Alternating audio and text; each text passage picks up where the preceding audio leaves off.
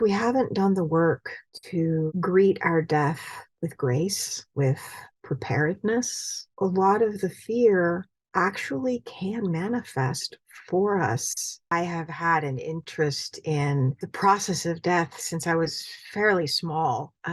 My grandmother died when I was about 4, and I went to see her. She was basically on her deathbed, and I went to see her. And I was really struck, even at the age of 4, I was really struck. Somehow I understood what was going on. And she was sitting up in bed. She had makeup on, she'd had her hair done, and she was in like a dressing gown that was lacy and pretty. And I could tell she was trying to look normal. Then about 2 weeks later, she actually passed. And I begged my mother to let me go to the funeral, and she wouldn't let me. And she was trying to protect me because she'd had some really traumatic experiences as a very young child around death, because people were trying to force her to do something she didn't want to do, which was touch the dead body.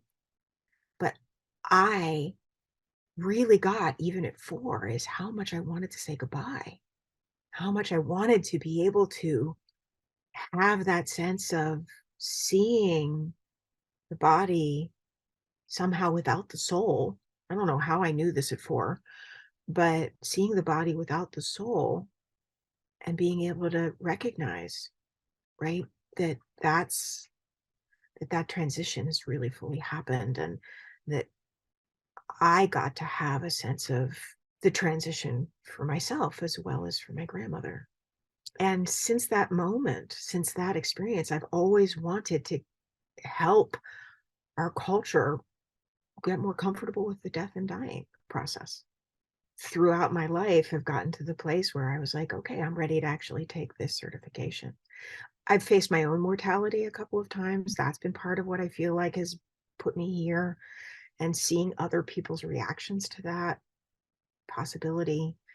I've sat through a number of my friends either killing themselves or dying way too early. And all of that experience in my life has ended up just, I really want to help facilitate this rite of passage for people, and make it something that can be beautiful, not traumatic. I'm a mental health counselor. One of the big things it does is really, it's given me a lot of training on how to be creating the container for the grieving process to happen in a good way.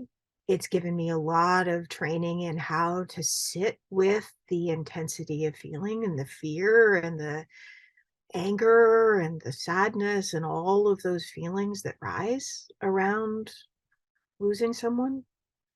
So I feel very lucky that I have that background and can bring that to the death midwife work, because I feel like it prepares me for that in a really solid way. I also feel like there's the intersection of being able to help with some of the, not just the physiological, but the the mental and psychological aspects of what we go through as we die, and discounting some of the myths that have developed, like that it's a terrifying process. And I think for some people it may be, but I think for a lot of other people it's euphoric. So being able to bring some of that into the conversation has been helpful. One of the things that I've noticed in some of the deaths that I've been around is that a lot of the fear that we've carried through our lives about death, if we haven't done the work to greet our death with grace, greet our death with preparedness, a lot of the fear actually can manifest for us, because as we transition, we're shifting from this reality into a different state, for lack of a better way to put it. And I've witnessed people that enter into that place with a lot of fear, moving through that place in a fearful way. And I've also witnessed people who have done some of that work to be resolved in their life and greet their death with that sense of this is the next stage, right? If they have the ability to do that, that they can actually move through that transition of the state of awareness that we're in. And there's this quality of like the face, the body, it's beatific, right? They look at so much at peace, and they can actually appear really happy. There's actually been research done apparently around the process of vaginal breathing, which frequently happens at the end of life, that they put people through the vaginal breathing and into the dying and then brought them back. I think pretty much across the board, everybody said that they felt euphoric. Some of my own personal belief, as well as to some extent out of science, is the energy of what and who we are continues somehow, because physics is basically proven that stuff doesn't die, right? Energy just transforms its shape. And what shape does that take? I don't know. What does that feel like or look like? Do we even have an understanding of that when we die? I don't know. But the energy of who and what we are continues somehow. There's something to me, and this is why we have all the beliefs that we have around this stuff, is there's something comforting about that. Is the energy of that person, that beloved who's passed, is still in this universe somehow. Whether it's on the spirit plane, right? It's somehow in that divine, whatever it is that we call divine, whether we call it God, whether we call it creator. I personally call it the great mystery, because that's what it is to me. It's still there somehow, and it's still something that we can actually tune into and connect with. And it might not feel the same, but it is there for us to access if we wish to. Physics has basically shown energy doesn't die. So at least that's my understanding. I mean, I'm not a physicist, I'm not an expert in that, but that's my understanding. So where does the energy of who we are, our soul, our personality go? I don't know, but it must go somewhere. But there is a way when we're really open to it in this process of dying, because the veil gets so thin between this world and whatever is on the other side. There's a lot of ways that we can glimpse spirit doing its work, for lack of a better way of putting it, when you're actually in that open and collaborative sort of state with what's happening. Things that really are beyond coincidence that show up. In one of the deaths I was a part of, there was a bonfire that happened, and a person took a picture of the bonfire, and there's a very clear death mask in the flames. The way things move, and the processes in that transitional state of being that you witness the dying going through. But there's a glimpse into something beyond this reality that is really profound and really beautiful. And we don't really have words to reflect it well, to talk about it well. And I think that the more that we can move past the fear that we have. When the pandemic first started happening, I was like, okay, I need to understand something about the amount of death that's happening right now, this process, and what is this relationship to death. Maybe I need to like step it up to another level. And so I went on a walk, and I go to nature as my teacher a lot. And when I went on that walk, one of the things that I saw consistently was how the death that happened in nature actually supported new life, actually supported that new life growing in a healthy way. And the sense that I get that window into that other world that can happen when we're open to it and we're not in fear, can actually be some of what that death, how that death can support the new life that happens after that death.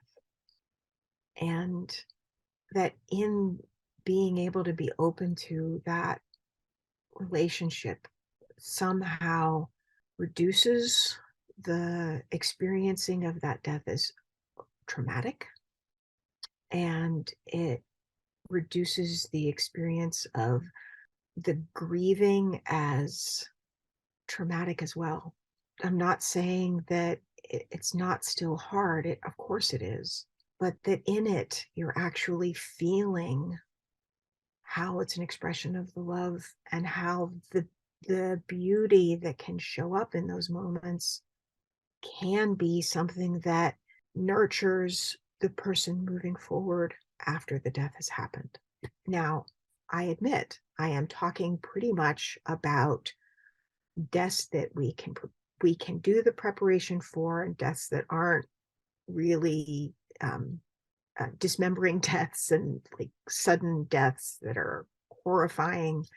Those are going to still have a lot of that aspect to it, and there's not much we can do about it. But when we do have the ability to meet death intentionally, and with that sense of how can this death actually serve life moving forward, I think that we can have a lot of beauty in it. As the death midwife, I'm not allowed to do things like close the eyes on the body after death, but I can instruct the family member to do it.